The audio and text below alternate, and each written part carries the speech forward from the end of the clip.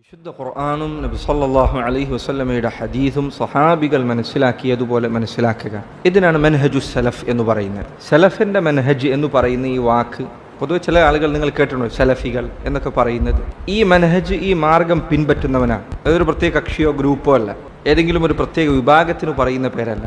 മൻഹജുസ് സലഫ് എന്ന് പറയുന്നത് വിശുദ്ധ ഖുർആനും റസൂലുള്ളാഹി സല്ലല്ലാഹു അലൈഹി വസല്ലമയുടെ ഹദീസും സഹാബികൾ മനസ്സിലാക്കിയതുപോലെ, മുൻഗാമികൾ മനസ്സിലാക്കിയതുപോലെ മനസ്സിലാക്കുക എന്നതാണ്. അതാണ് അതിൻ്റെ അർത്ഥം. അതല്ലാതെ അത് ഒരു പുതിയ മാർഗരീതിയോ പുതിയ വഴിയോ അല്ല.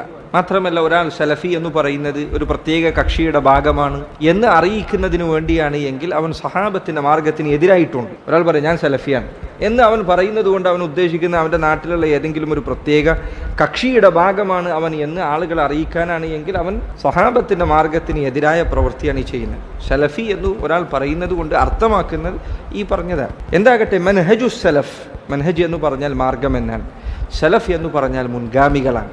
അതുകൊണ്ട് ഒന്നാമത് ഉദ്ദേശിക്കുന്നത് സഹാബികളാണ്. അതുപോലെ തന്നെ സഹാബികളിൽ നിന്ന് ദീൻ പഠിച്ച താബിഈങ്ങളും അവരിൽ നിന്ന് ദീൻ പഠിച്ച തബഉ താബിഈങ്ങളും, ഈ മൂന്ന് തലമുറയും സലഫുകളാണ്. ഈ മൂന്ന് തലമുറക്കാണ് സലഫ് എന്ന് പറയുക.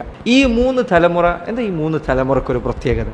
അള്ളാഹുവിന്റെ റസൂൽ സല്ലല്ലാഹു അലൈഹി വസല്ലം പറഞ്ഞു, ഖൈറുൻ നാസി ഖർനി, ജനങ്ങളിൽ ഏറ്റവും നല്ലവർ എൻ്റെ തലമുറയാണ്. അതാണ് നബി സല്ലല്ലാഹു അലൈഹി വസല്ലമയുടെ തലമുറ, സഹാബത്തിന്റെ തലമുറയാണ്. റസൂലുള്ളാഹി സല്ലല്ലാഹു അലൈഹി വസല്ലമയുടെ തലമുറ എന്ന് പറഞ്ഞാൽ സഹാബികളുടെ തലമുറയാണ്. പിന്നീട് അവിടുന്ന് പറഞ്ഞു സുമ്മല്ലദീന യലൂനഹും, അതിനുശേഷം ഏറ്റവും നല്ല തലമുറ അവരെ പിന്തുടർന്നു വരുന്നവരാണ്. അവർക്കാണ് എന്ത് പറയുക? താബിഈങ്ങൾ എന്ന് പറയുക. ഈ മൂന്ന് തലമുറ ഖുർആനും ഹദീസും എങ്ങനെ അവർ മനസ്സിലാക്കി, എങ്ങനെ അവർ പ്രാവർത്തികമാക്കി, അങ്ങനെ മനസ്സിലാക്കുക. അതിനാണ് മൻഹജുസ് സലഫ് എന്ന് പറയുന്നത്. നിങ്ങൾ ഈ മാർഗം, ഇത് ഞാൻ മുൻപും വീണ്ടും ആവർത്തിച്ചു പറയട്ടെ, ഇതൊരു കക്ഷിയല്ല. അങ്ങനെ ഒരു കക്ഷി എന്ന സ്വഭാവത്തിൽ നീ സലഫിയാണ് എന്ന് പറയുന്നുണ്ട് എങ്കിൽ നീ സലഫിൻ്റെ മാർഗത്തിലല്ല. ഇപ്പോൾ ആളുകൾ പലപ്പോഴും പറയാറുണ്ട്, എല്ലാവരും കക്ഷിയാണ്, കക്ഷി ഇല്ല എന്ന് പറയുന്നവരും കക്ഷിയാണ് എന്ന് പറയാറുണ്ട്. ഇല്ല, നീ അങ്ങനെ ആവാൻ പാടില്ല. ഒരു കക്ഷിയുടെ ഭാഗമാകുക, ഒരു പ്രത്യേക ഗ്രൂപ്പിൻ്റെ ഭാഗമാവുക എന്നതിലേക്ക് ഖുർആനോ സുന്നത്തോ നിന്നെ ക്ഷണിച്ചിട്ടില്ല. നീ ഹക്കിൻ്റെ ഒപ്പമാവുക. ഹക്കിൻ്റെ ആളുകൾ, ഹക്കിനോട് ചേർന്ന് നിൽക്കുന്നവർ, സത്യത്തോട് ചേർന്ന് നിൽക്കുന്നവർ, അവരെ കണ്ടാൽ അവരോട് നിനക്ക് സ്നേഹമുണ്ടാകണം.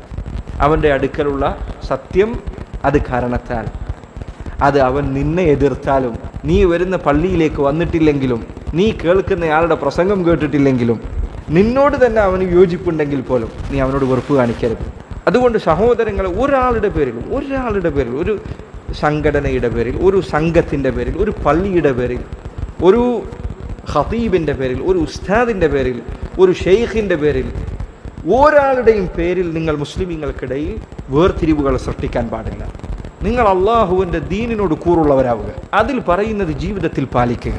അതിന് എതിരായി ആ പറയുന്നവനൊരു കക്ഷിയാണെന്ന് മാറുന്നത്, നീ ആ കക്ഷിയുടെ ഒപ്പം ചേരണ്ട, നീ ആ കക്ഷിയുടെ ഭാഗമാകണ്ട. പറയുന്നവനൊരു കക്ഷി ഉണ്ടാക്കി നീ കഴിച്ചു, അവൻ്റെ ഒപ്പം നീ ആകണ്ട. ഇങ്ങനെ സലഫിൻ്റെ മാർഗത്തിൽ ഖുർആനും സുന്നത്തും മനസ്സിലാക്കുകയും ജീവിതത്തിൽ പാലിക്കുകയും ചെയ്താൽ നീ സലഫിയാണ് എന്ന് പറഞ്ഞിട്ടില്ലെങ്കിലും നീ സലഫിയാണ്. ഈ അർത്ഥത്തിൽ ഖുർആനും സുന്നത്തും നാം മനസ്സിലാക്കണം. നമ്മുടെ ഹക്കിൻ്റെ കാര്യം, നമ്മുടെ പരലോകത്തിൻ്റെ കാര്യമാണിത്. ഇത് നമ്മുടെ പരലോകത്തിൻ്റെ കാര്യമാണ്. റസൂലുള്ളാഹി സ്വല്ലല്ലാഹു അലൈഹി വസല്ലം മറ്റൊരു ഹദീസിൽ അവിടുന്ന് പറഞ്ഞു, യഅതി അലന്നാസി സമാനുൻ, ജനങ്ങൾക്ക് ഒരു കാലഘട്ടം വരും, ഫയഗ്സു ഫിആമുൻ മിനന്നാസ്, അങ്ങനെ ജനങ്ങൾക്കിടയിൽ നിന്നൊരു കൂട്ടം ആളുകൾ അവർ ഇസ്ലാമിനു വേണ്ടി യുദ്ധത്തിനിറങ്ങും. ഫയഖൂലൂന ഫീകും മൻ സഹിബ റസൂലുള്ളാഹി സ്വല്ലല്ലാഹു അലൈഹി വസല്ലം ഫയഖൂലൂന നഅം, ആ യുദ്ധത്തിന് പോകുന്ന സൈന്യത്തോട് ചില ആളുകൾ ചോദിക്കും, നിങ്ങളുടെ കൂട്ടത്തിൽ നബി സ്വല്ലല്ലാഹു അലൈഹി വസല്ലമയുടെ സഹാബിമാരിൽപ്പെട്ട ആരെങ്കിലും ഉണ്ടോ? അവർ പറയും അതെ, സഹാബിമാരിൽപ്പെട്ട ആളുണ്ട്. റസൂലുള്ളാഹി സ്വല്ലല്ലാഹു അലൈഹി വസല്ലം പറയുന്നു, ഫയുഫ്തഹു ലഹും, അവർക്ക് വിജയം നൽകപ്പെടും യുദ്ധത്തിൽ. സുമ്മ യഗ്സു ഫിആമുൻ മിനന്നാസ്, പിന്നീട് ഒരു വിഭാഗം ആളുകൾ അടുത്ത തലമുറയിൽ നിന്ന് യുദ്ധത്തിന് പോകും. അവരോട് ചോദിക്കും, ഹൽ ഫീകും മൻ സഹിബ റസൂലുള്ളാഹി സ്വല്ലല്ലാഹു അലൈഹി വസല്ലം, നിങ്ങളുടെ കൂട്ടത്തിൽ റസൂലുള്ളാഹി സ്വല്ലല്ലാഹു അലൈഹി വസല്ലമയുടെ സഹാബിമാരെ അനുഗമിച്ച, അവരിൽ നിന്ന് ദീൻ പഠിച്ച അവരുടെ ശിഷ്യന്മാരുണ്ടോ, അല്ലെങ്കിൽ അവരെ കണ്ടവരുണ്ടോ? അവർ പറയും അതെ, അങ്ങനെയുള്ള ചില ആളുകളുണ്ട്. ഫയുഫ്തഹു ലഹും, അവർക്ക് വിജയം നൽകപ്പെടും. വീണ്ടും അവിടുന്ന് പറഞ്ഞു, അവരോട് ചോദിക്കപ്പെടും, മൂന്നാമത്തെ തലമുറയോട് ചോദിക്കപ്പെടും, ഹൽ ഫീകും മൻ സഹിബ റസൂലുള്ളാഹി സ്വല്ലല്ലാഹു അലൈഹി വസല്ലം, നിങ്ങളുടെ കൂട്ടത്തിൽ റസൂലുള്ളാഹി സ്വല്ലല്ലാഹു അലൈഹി വസല്ലമയുടെ സഹാബത്തിന്റെ അടുക്കൽ നിന്ന് ദീൻ പഠിച്ച ആ താബിഈങ്ങളിൽ നിന്ന് ദീൻ പഠിച്ച ആരെങ്കിലും ഉണ്ടോ? ഫയഖൂലൂന നഅം, അവർ പറയും അതെ. ഫയുഫ്തഹു ലഹും, അവർക്ക് വിജയം നൽകപ്പെടും. ഈ 3 തലമുറക്കും വിജയം നൽകപ്പെടുമെന്ന് നബി സല്ലല്ലാഹു അലൈഹി വസല്ലം പറഞ്ഞിട്ടുണ്ട്.